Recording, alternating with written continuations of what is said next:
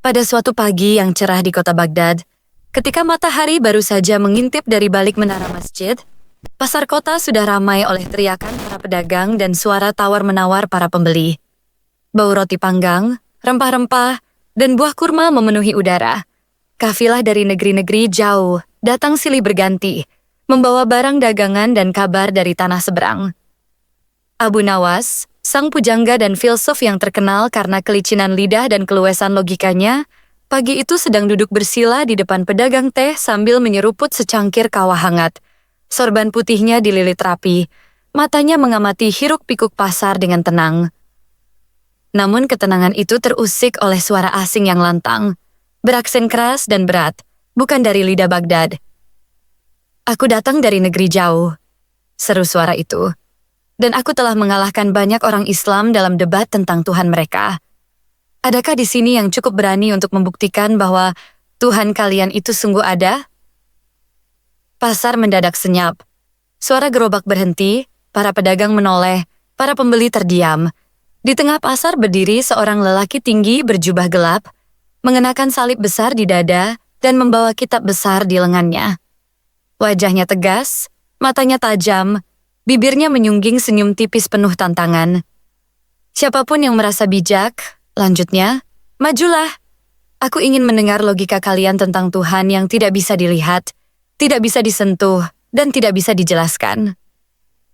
Beberapa orang mulai berbisik, ada yang mencibir, ada yang khawatir. "Kurang ajar," gumam seorang pedagang daging, berani-beraninya menghina keyakinan di tanah khalifah. Sementara itu, Abu Nawas hanya tersenyum. Ia meletakkan cangkirnya perlahan, bangkit dari duduk, dan berkata pelan, "Menarik. Sangat menarik, Kik. Sudah lama aku tidak melihat pasar Baghdad sekaget ini hanya karena satu orang." Ia berjalan perlahan ke tengah kerumunan, menembus orang-orang yang memberi jalan, seakan mereka tahu akan datangnya sebuah pertunjukan besar. Pendeta itu menatap Abu Nawas dengan sinis. "Dan siapa engkau?"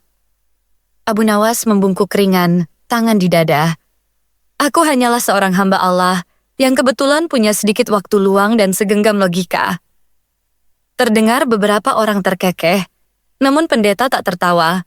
"Kalau begitu, wahai hamba Allah, sediakanlah telingamu, karena besok pagi di tempat ini juga aku akan tanyakan padamu tentang Tuhan kalian yang gaib itu, dan semoga kau tidak lari." Abu Nawas mengangguk kalem. "Aku tidak akan lari, tapi semoga engkau juga tidak lari dari akal sehatmu sendiri." Warga pasar bersorak kecil, tepuk tangan terdengar. Beberapa orang mulai berdatangan ingin tahu siapa yang berani menantang Abu Nawas.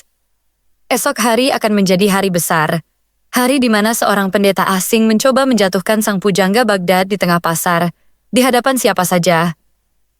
Dan langit Baghdad perlahan memerah, menyimpan keheningan sebelum badai debat yang akan datang. Esok paginya, matahari belum tinggi ketika pasar sudah penuh sesak. Warga dari berbagai penjuru datang lebih awal, seakan firasat mereka mengatakan bahwa pagi ini bukan pagi biasa. Pedagang menunda membuka lapak, para pengembara menambatkan untanya lebih awal, bahkan para penimba air di pinggir kota pun tampak bergegas menonton. Di tengah alun-alun pasar, pendeta itu sudah berdiri tegak, jubahnya bergoyang pelan tertiup angin pagi. Ia memegang kitab sucinya erat-erat di dada, dan wajahnya menatap ke segala penjuru, mencari lawannya yang dijanjikan. Di belakangnya berdiri beberapa pengikut, mungkin murid, mungkin pengawal dengan tatapan sombong seperti yakin kemenangan sudah di tangan. "Mana orang itu?" tanya sang pendeta lantang, suaranya menggema. "Mana yang katanya paling pandai dari Baghdad? Jangan-jangan dia hanya pintar bicara ketika tidak ditantang." Beberapa warga mulai resah. "Kemana Abu Nawas?" bisik mereka. "Jangan-jangan dia benar-benar tidak datang?" Namun baru sekejap keresahan itu muncul, terdengar suara lembut dari kerumunan. Orang yang paling pandai tidak selalu yang paling cepat datang, sebab bijak datang pada waktu yang tepat. Semua kepala menoleh, dan muncullah Abu Nawas, berjalan santai sambil membawa tasbih dan sepotong roti pipih di tangan. Wajahnya tenang, bahkan sedikit mengantuk, seolah ia baru bangun tidur dan belum menyadari bahwa seluruh pasar sedang menantinya. "Maaf jika membuatmu menunggu.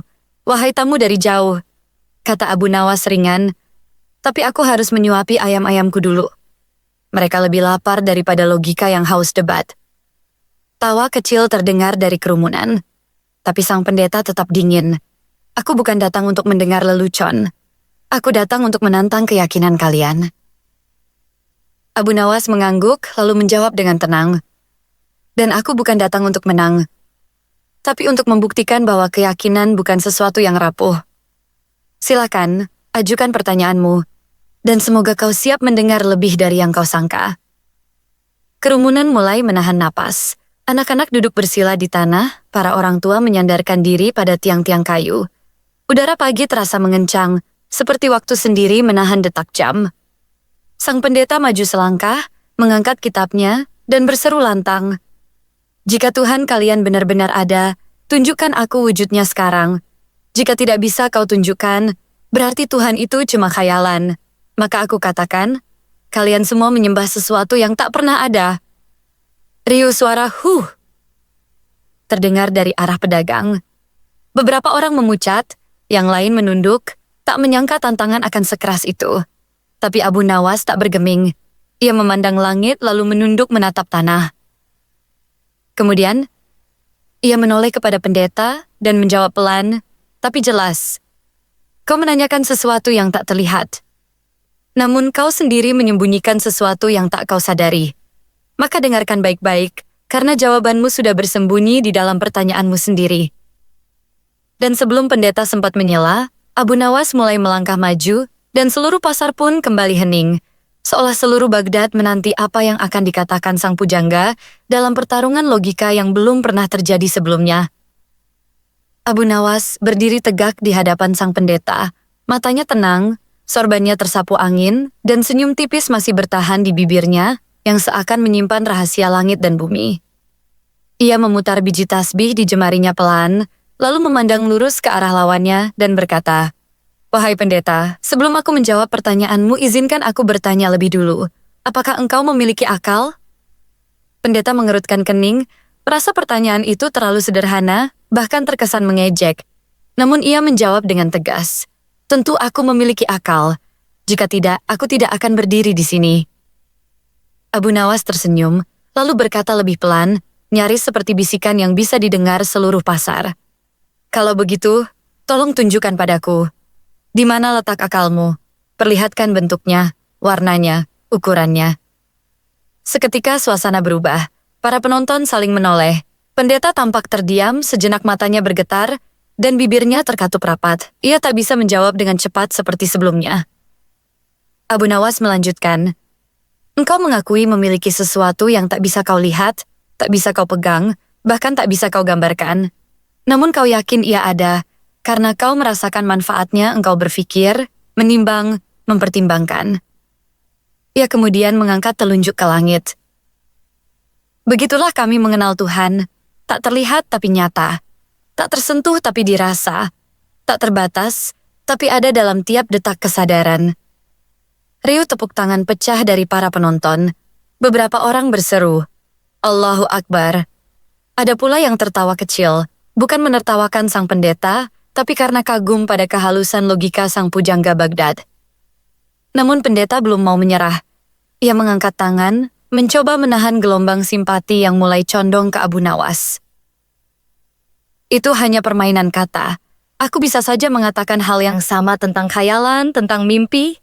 Bahkan pemabuk pun merasa melihat sesuatu yang tak ada. Apakah itu juga berarti nyata?"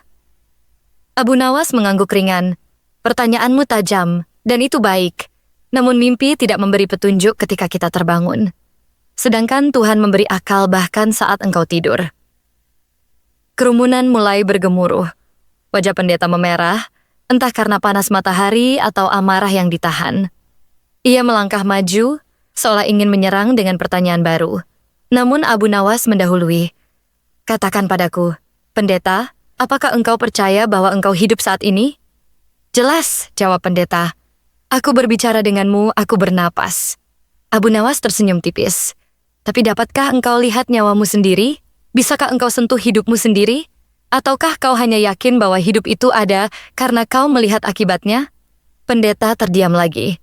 Sekali lagi, Abu Nawas memutar tasbihnya lalu berkata, "Begitulah kami mengenal Tuhan, kami bukan karena kami melihat wujudnya, tapi karena kami melihat akibat dari kekuasaannya, dari keagungan ciptaannya, dari detak jantung hingga terbitnya fajar." Suasana pasar berubah jadi seperti masjid. Hening, penuh takzim. Beberapa orang mulai meneteskan air mata tanpa mereka sadari. Anak-anak kecil pun menatap Abu Nawas dengan mata membulat, seakan menyaksikan dongeng yang hidup di depan mata. Namun sang pendeta belum menyerah.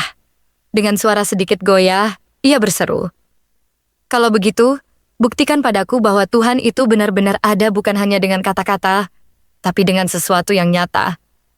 Aku ingin bukti, bukan hanya logika."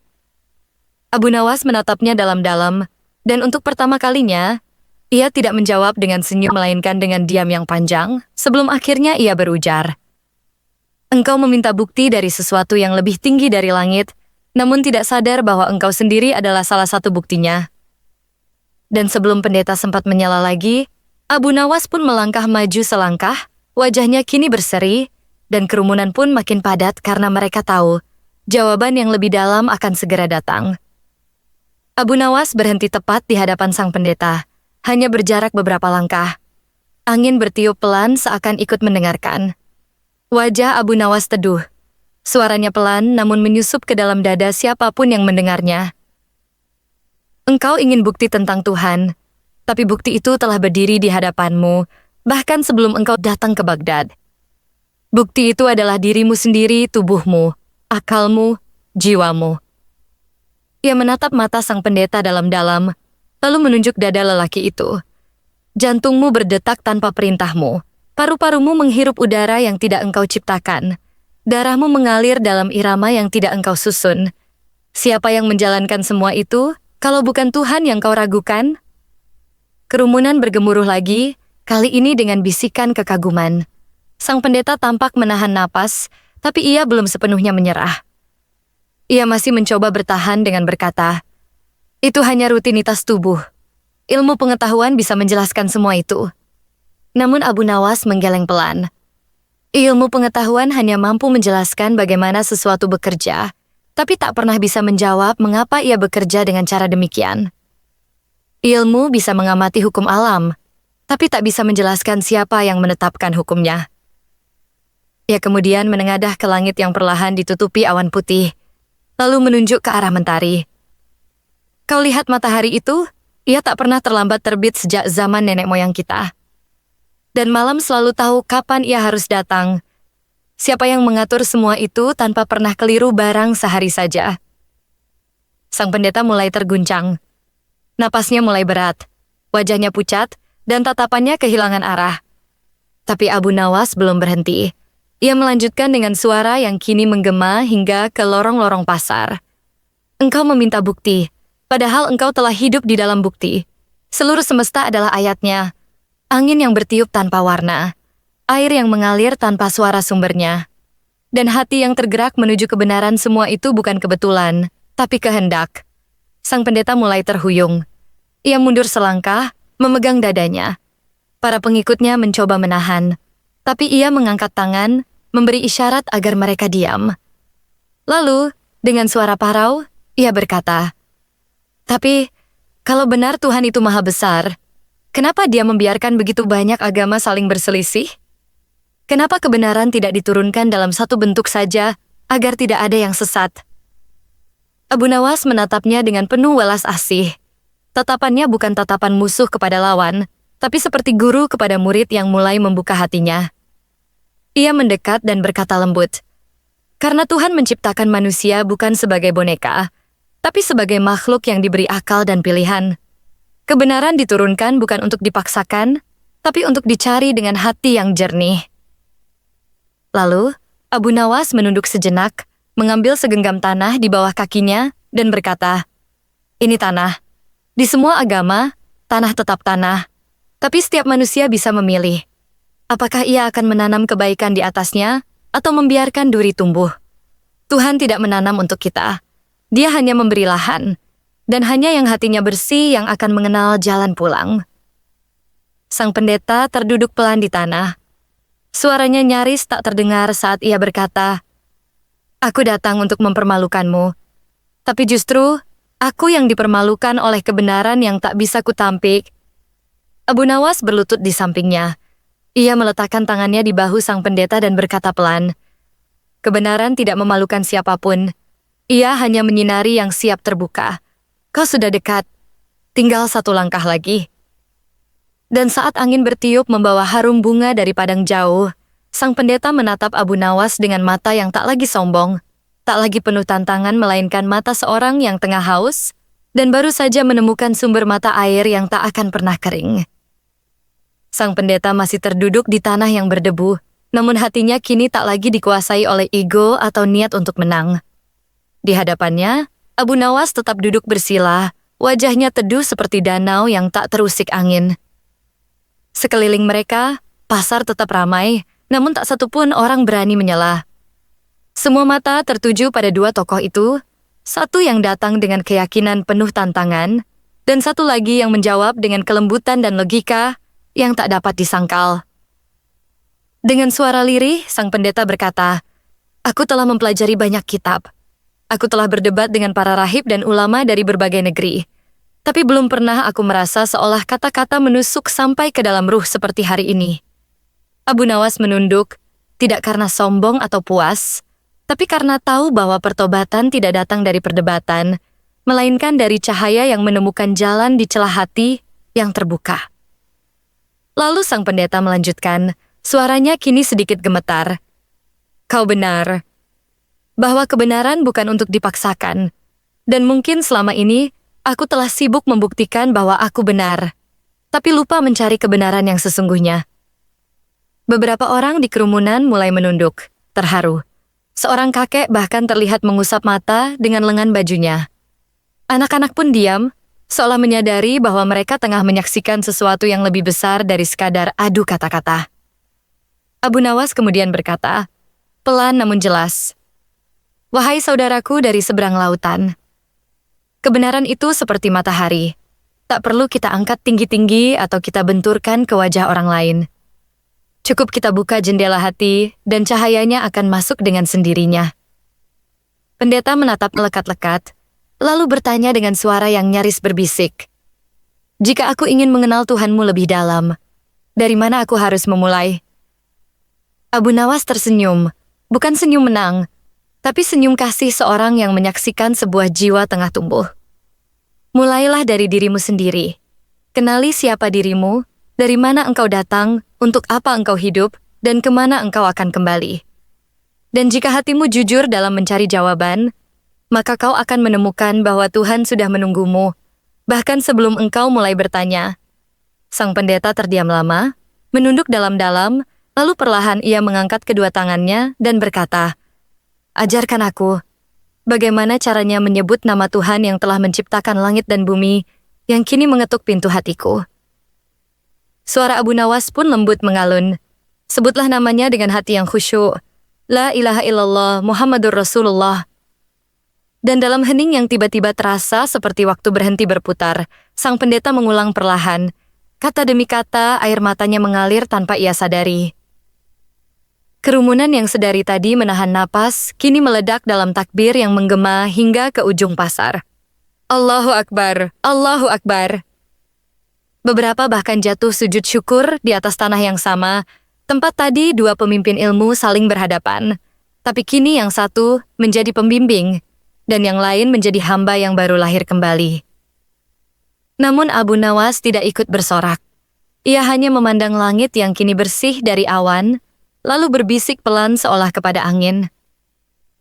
"Bukan aku yang mengubahnya, tapi cahaya Tuhan yang telah lebih dulu menanti di balik dinding hatinya." Dan saat cahaya sore mulai merunduk di kaki langit Baghdad, perubahan itu telah sempurna, tapi cerita mereka belum benar-benar berakhir. Hari mulai condong ke barat, dan cahaya sore memantulkan warna keemasan di atas atap-atap rumah berdinding tanah liat.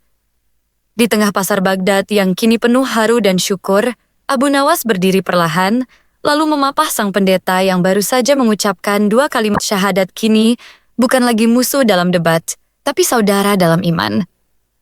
Beberapa pengikut sang pendeta yang sejak tadi membisu, kini saling berpandangan. Salah satu dari mereka, seorang pemuda berwajah keras, namun mata bening, akhirnya berkata, "Guru, apakah ini jalan yang benar, yang harus kami ikuti pula?" Sang mantan pendeta menoleh kepada mereka dengan suara lembut yang tak pernah mereka dengar sebelumnya. "Jika selama ini kalian mengikutiku karena kefasihanku bicara, maka tinggalkan aku. Tapi jika kalian ingin mengikuti kebenaran yang telah menaklukkan hatiku, maka ikutlah jalan ini, karena aku kini mengerti tak ada kebenaran sejati selain dalam Islam yang lurus." Tangis pun pecah. Para pengikutnya berbondong-bondong menghampiri Abu Nawas, mencium tangannya, dan memohon untuk dibimbing. Abu Nawas, dengan kesahajaan yang tak pernah hilang dari wajahnya, menunduk dan berkata, "Bukan aku yang layak dibesarkan. Yang kalian cari bukanlah aku. Tapi Tuhan yang sejak awal telah menanam benih iman di hati kalian. Aku hanya meniupkan angin kecil agar ia tumbuh." Salah seorang tetua Baghdad, yang sejak tadi duduk bersila di bawah pohon kurma tua, tiba-tiba berdiri dan berseru, "Wahai Abu Nawas, dengan izin Allah, hari ini engkau bukan hanya membungkam lisan seorang pendeta, tapi engkau telah membebaskan jiwa-jiwa dari kesesatan." Lalu terdengar lagi gema takbir dan tangis haru, seakan langit ikut menjadi saksi. Hari itu hari di mana kebenaran tak hanya dimenangkan dengan logika, tapi juga dengan kasih dan kebijaksanaan. Namun, Abu Nawas hanya tersenyum tipis dan memandang langit yang mulai berselimut jingga. Ia berbisik pelan kepada dirinya sendiri. Betapa kecilnya manusia jika sombong karena bisa membungkam lidah, tapi betapa mulianya jika mampu melembutkan hati yang beku. Sore itu, pasar Baghdad tak seperti biasanya.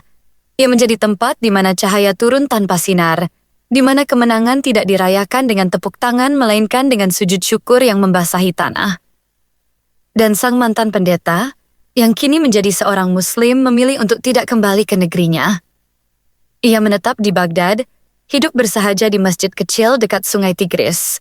Setiap hari ia membersihkan halaman, menyambut musafir, dan bila malam tiba, ia menangis dalam sujudnya bukan karena menyesal pernah salah, tapi karena bersyukur pernah diberi hidayah. Sedangkan Abu Nawas, ia tetap Abu Nawas. Menghilang dari sorotan, berjalan kembali ke lorong-lorong kota, seperti angin yang tak bisa ditangkap. Ia tidak meminta nama, tidak menuntut pujian, sebab ia tahu kebenaran bukan untuk dimiliki, hanya untuk disampaikan lalu dilupakan namanya, agar hanya Tuhan yang dikenang selamanya.